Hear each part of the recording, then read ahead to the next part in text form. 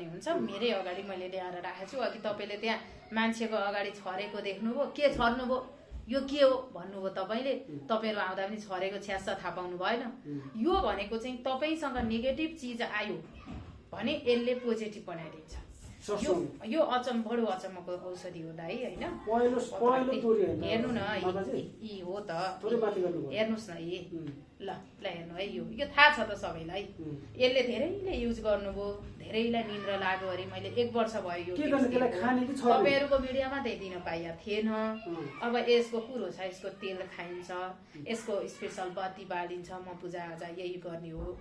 यो हेराउन आउनेले कति 200-300 सामान पर्छ, सबै सामान लिएर आउँदाखेरि यो पनि त्यहाँ राखिदिनुहोस् है। किन भन्दा त्यो मान्छे अपराधी सोचले आयो भने यसले त्यसलाई सकारात्मक बनाइदिन्छ र त्यसको मन चाहिँ नकारात्मकबाट सकारात्मक तर्फ ढल्काइदिन्छ यो चिजले।